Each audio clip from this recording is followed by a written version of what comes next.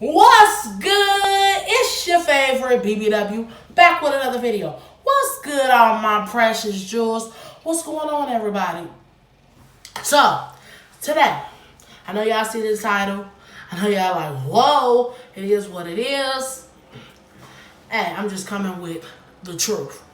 So, today, we'll be talking about myself, who I am, where I'm from, what I plan on doing to better myself, my channel, and just be healthy.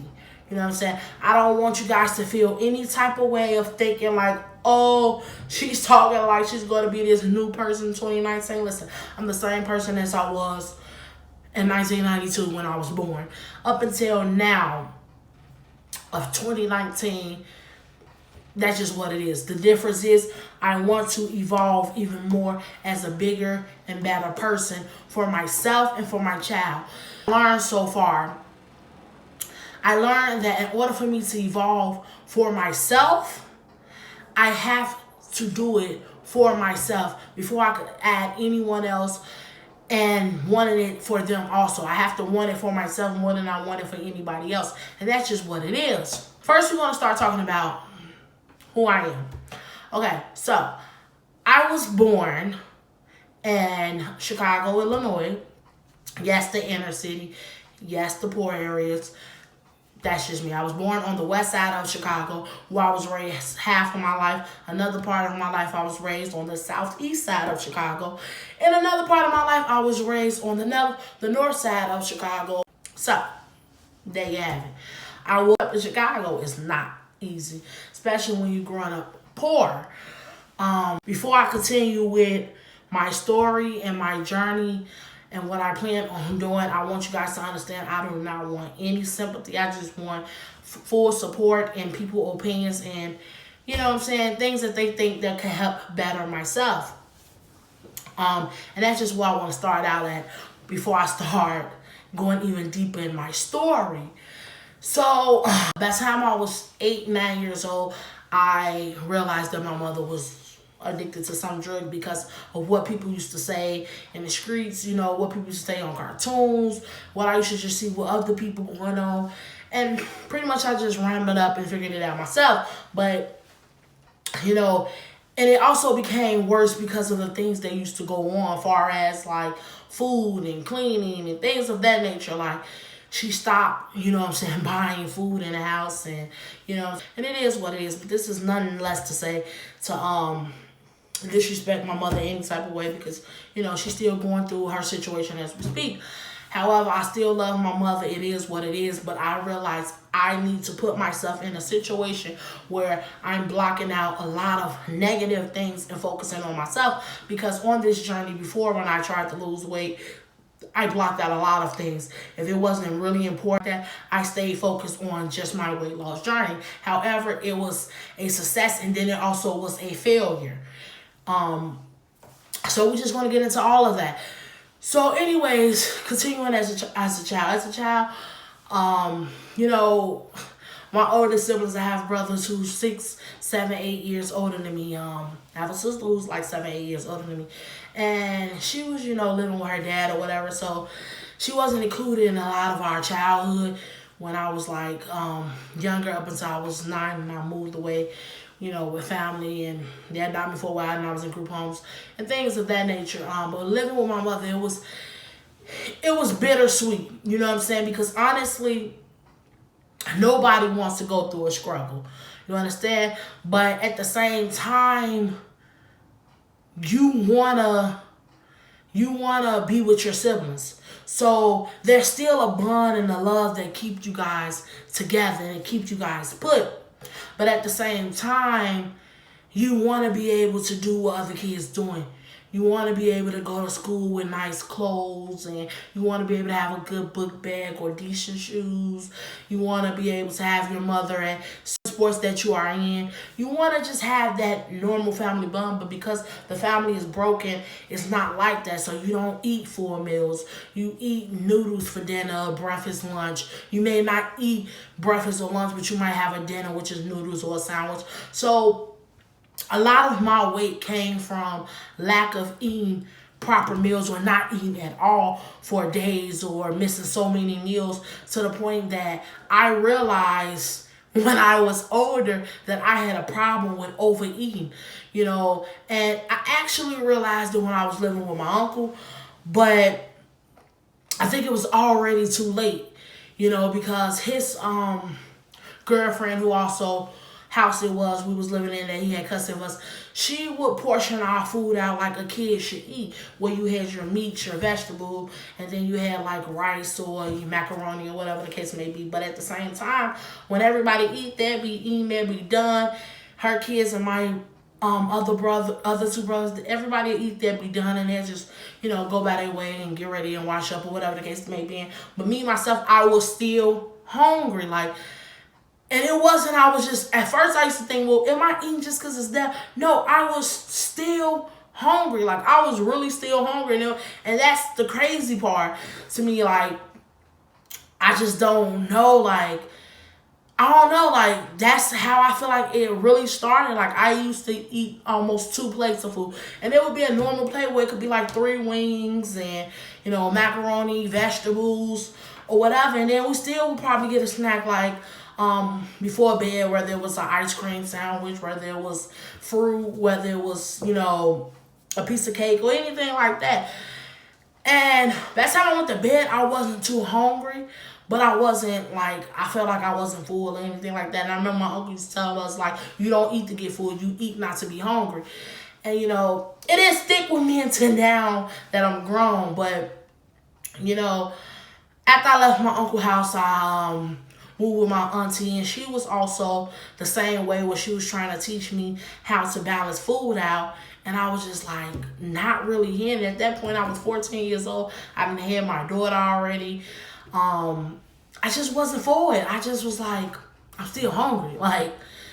Everybody trying to teach me this way. I was losing weight with them because I wasn't so heavy then. I was probably no more than 180, 185.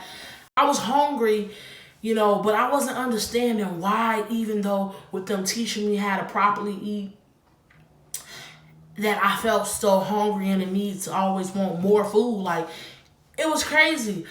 So once I left my auntie house, I was in a group home or whatever with other girls, where it's 8 to 10 other girls, and you see girls that look like you see girls that don't look like you. It is what it is. But when I got to the group home, it was a little different. You know what I'm saying? They fed you in a way, but at the same time, you could work a job, and make money and feed yourself. By the time I got to the group home, I was turning 15. I didn't think about working or anything like that. I was just thinking about, pretty much just taking care of my daughter and doing what I can. Because look, if you got and you in a group home, they will take your kid, and that's all I had. You know what I'm saying? I feel like that's all I had to push me forward to get through high school and do some college, which is I did graduate high school. I did go to a trade school. I did finish both. So before we get into that, I just want you guys to know that much. I didn't, just punk out and oh, I got a baby, so that's why I can't finish. No, I did not do that. I went through high school. I graduated when I was 18 and everything. I made sure I stayed focused because I had to show her something. Funny story is, when I graduated high school, my daughter was 3 years old, going on 4. I graduated in June. Her birthday is in July. So she was there. She was able to clap. She was laughing. She just seen that. So she knows what I expect for her now that she's 12 years old. But anyways, continue the story. Living in the group home, it was rough because it was different. I don't know these girls. You know what I'm saying?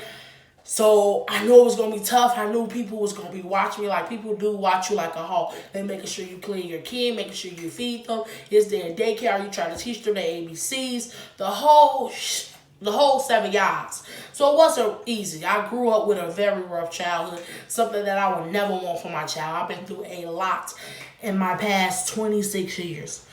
My birthday is next month, so I will be 27. But anyways, things have been different. So, but once I turned 16, I got my first job.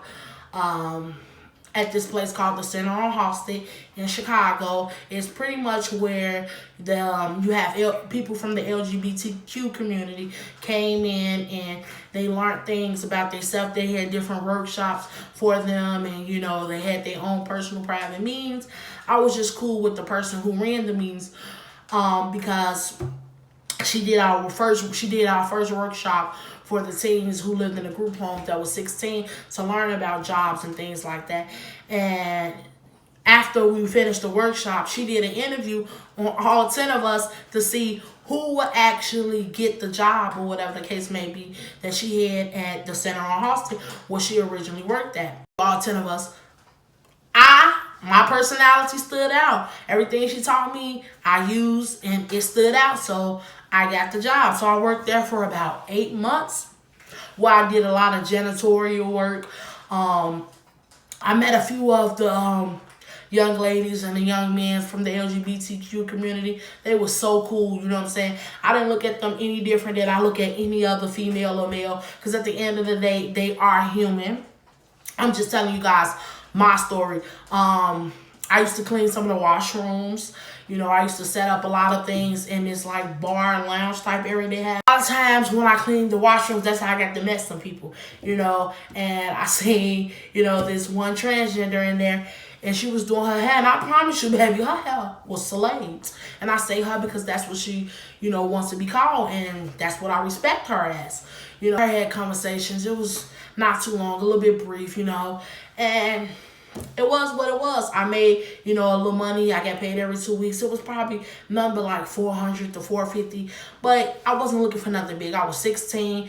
They was already giving us money for our kids to take care of them. Extra always help, and I always been like that. Extra money gonna help because I have a child and I have to provide. I have to make sure she get what she need. Period. Point blank.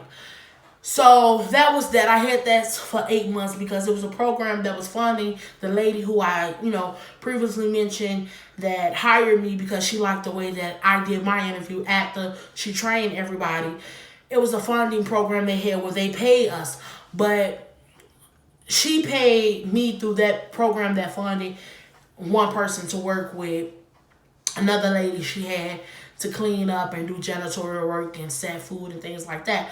So once that program was cut after 8 months, it cut like maybe a month after my birthday. So I was so heartbroken because I'm like, what am I going to do now? And she's like, you have all the skills, you have all the qualities. I taught you well.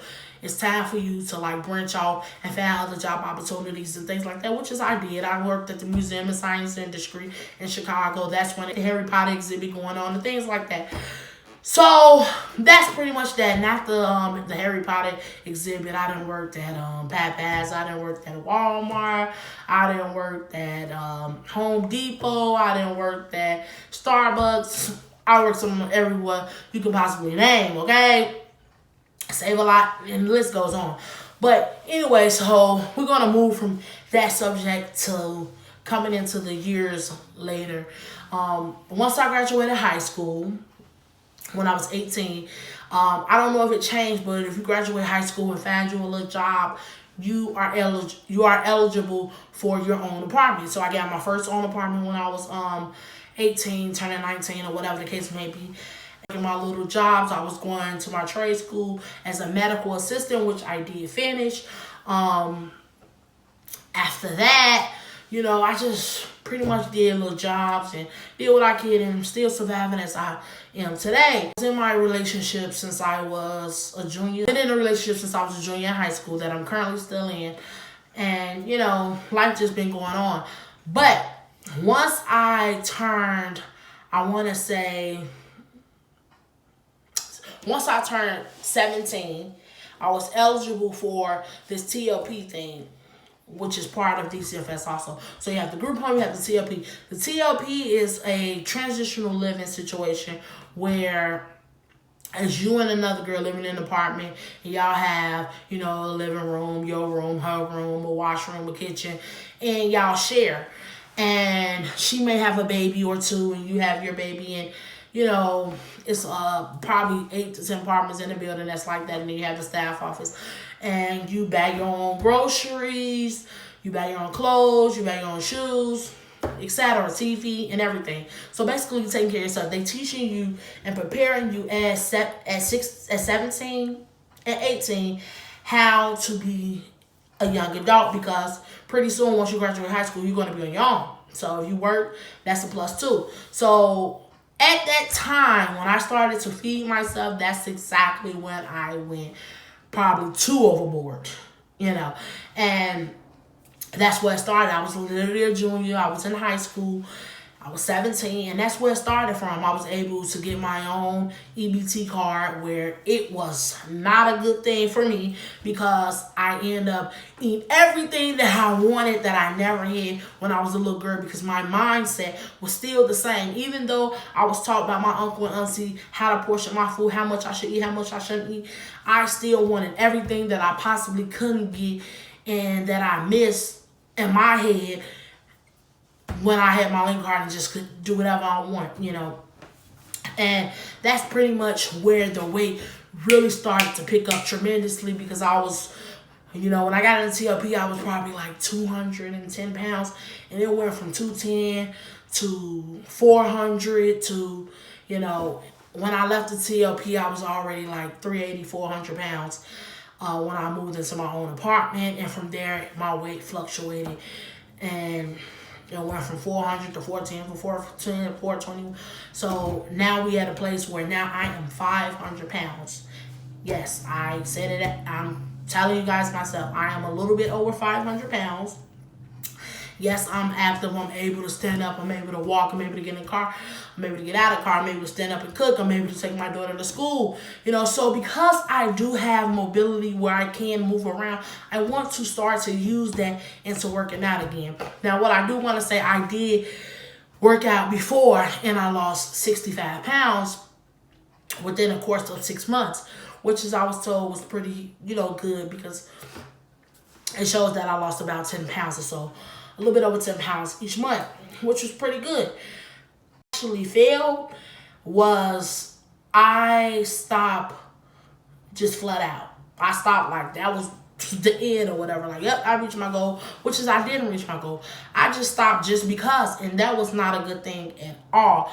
And I really kind of regretted it for a moment, but it is what it is, I can't go back in time and I wish I can erase it and fix it, but it is what it is, man. I'm just tired.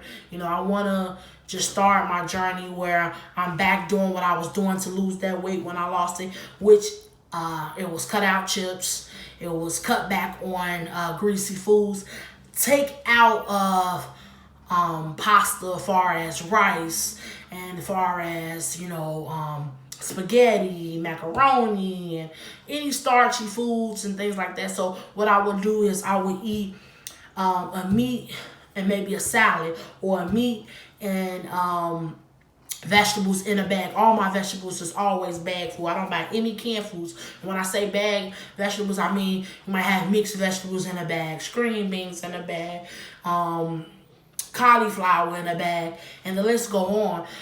So everything I buy would be probably $20 worth of bag vegetables, because they only $1 at Walmart, or sometimes $2, depending on the size you get. But a good size for just 2 or 3 people to eat is $1. So I recommend to eat those versus the canned vegetables, because the canned vegetables have a lot of sodium, and too much sodium ain't good, too much sugars ain't good. So I know the things it take, and that's what I'm gonna go by. I'm gonna go down that road again, because I was in a good place.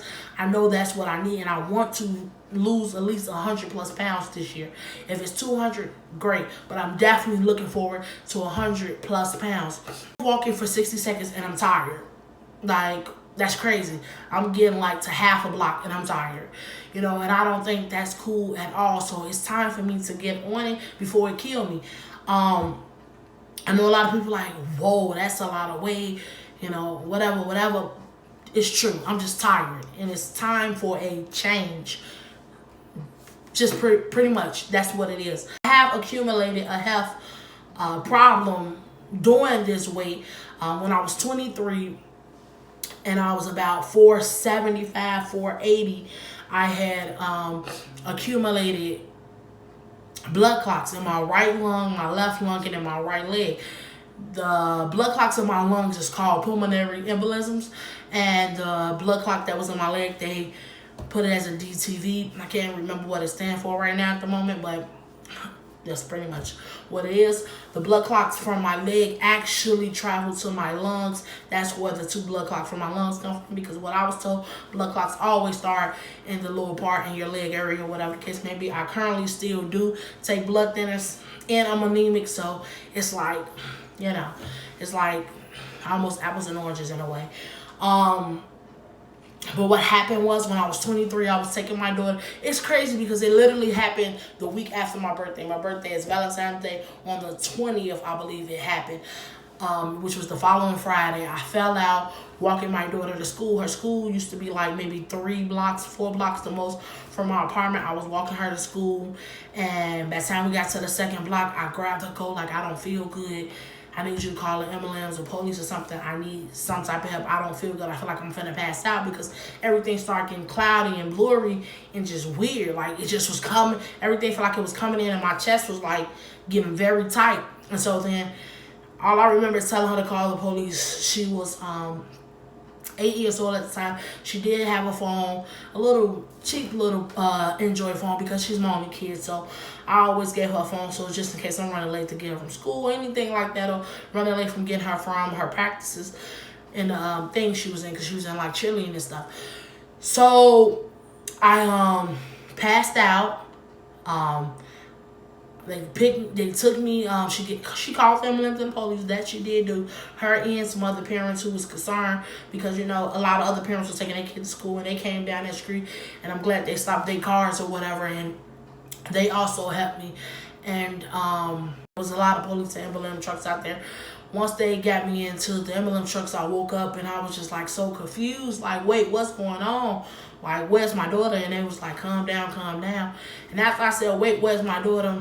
Everything blanked out again. Like, I started going hypertension, like, out of nowhere. Like, and after that, I couldn't breathe. I couldn't breathe room temperature air. So they was putting me on oxygen. I was on oxygen literally from that day all the way until I got out the hospital almost 2 months later. Now, in the hospital, I was told that I was supposed to die, that I might not make it because it was too risky. It was a lot of blood clots in my body. My blood wasn't circulating at the regular rate. So according to the surgeon, this is a person who specialized in blood. The surgeon told me and my brother and my family who was there, my mother or whoever was there, told them that her blood is not circulating right. Everything is not going right. The average person blood supposed to be circulating, I believe, at like an 8% or something like that. But my blood was at 0.0. Like, I didn't even have 1%. And he was like, wait, how you going to tell her that, like, you know, she's, you know, fully aware of what you're saying, even though, you know, she's zoning in and out here and there, she on oxygen, she hear you and understand. So he was like, I'm just telling you guys what it is, in case you guys have to be prepared or anything like that. So, you know, my family, they was upset. They was just all over the place and just, you know, was hoping for the best. Day 1, nothing happened. Day 2, nothing happened. Day 3, nothing happened. Day 4, nothing happened. Day 5, nothing happened. Day 6, nothing happened. Day 7, I was at 1.1, which put me in a range where they felt like, okay, you okay. You're going to make it. And he came back and he told my family, like, she's going to be okay. She's going to make it. It took 7 days, but she's going to make it. And I believe because she's young, her body started to acting. And it started, you know, to take effect. But here's what I want to say. That is crazy. A man who said he been doing this for over 20 plus years, he said, you was one miracle child, because this is something I haven't seen, you know. And his 20-year field, it happened. It happened. It happened where I still am now here able to talk to you guys, tell you guys my story, because there's probably other people who out there who are afraid to tell their stories. And I just want to encourage people on my journey. When you guys see me working out and I put my videos up, And that's just what it is. I want you guys to understand there is no doctor, no surgeon, someone who's been doing their job for 20 plus, 30 plus years. There is nobody in this world that could tell you when it's your time to go, when the men upstairs say it's not. You have something to live for. You have a story to tell the people. So God felt like it wasn't my time. And obviously it wasn't my time. I'm still here. I'll be 27 years old next month. I have a story to tell, and I think I have a journey to actually go through. And I just hope some of you guys be there to experience with me. Actually going live for maybe 25, 30 minutes, and I'm working out. I have an elliptical machine here in my living room. I just want to go through a journey, and I hope I help whoever I can along the way. But my job is to actually get healthier, get in shape, and do what's good for me, because it's time, and time is ticking. I can't get time back. Time moves on every second in the day, and that's just pretty much what that is.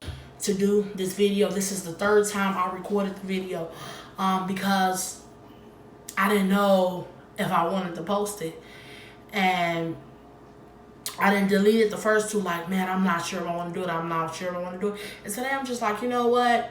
It's time to tell. It's time to tell my story.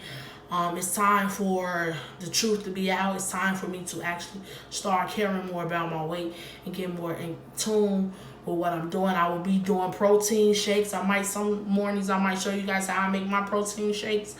A lot of water, alkaline waters. So I know what it takes to get there. It's just I want to be consistent. I want to date every day that I work out. I want to date it. That way people are able to see it, with me. Able to say what day they came in to, see my journey. I'm not perfect. There's going to be days you might see me cry because I probably don't feel like really doing it. Because there's days where when I first did it, I cried because I was tired. Like, man, I don't want to do this. And I still push through because it's not what you do all the time. It's how you do it.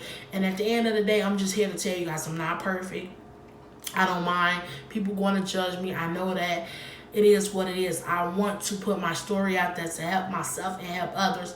At the end of the day, like I said, there's going to be days when I'm working out and I'm just upset with myself because I put myself at this situation. I don't want to blame anyone for where I'm at. That's not what I'm here for. I want to take full responsibility for what I have done to myself and how I'm going to better myself. Now, before I close the video out, I know a lot of people are going to say, well, why don't you try bypass surgery or things like that? Here I am 3 years, almost 4 years later in this situation, and people will ask me that a lot when I tell them my story. They ask me, well, why won't you do a bypass surgery? But here's the catch. Because my blood, according to my doctors, I have clotting blood. I'm getting clotting blood is because of the weight. Because I have the clotting blood that I just found out about not too long ago, they suggest that I lose weight. And it has to be natural. Like, there's no ifs, buts, in about it. It has to be the natural way while I'm working out on elliptical machines, walking, you name it. Because they said if they did do an operation like that, that in the process, I would catch a blood clot and it could go to my lung or my brain and I'm dead. Then who do I have to take care of my child? So that's why it can't be done other than the actual way that it needs to be done. It can't be done any other way unless I do it the way that I need to. I'm too heavy and it's too much of a risk, is what I was told by other doctors and other surgeons. So I don't want to put myself in that situation where I'm literally signing paperwork to say who might take care of my daughter if I don't make it on the table.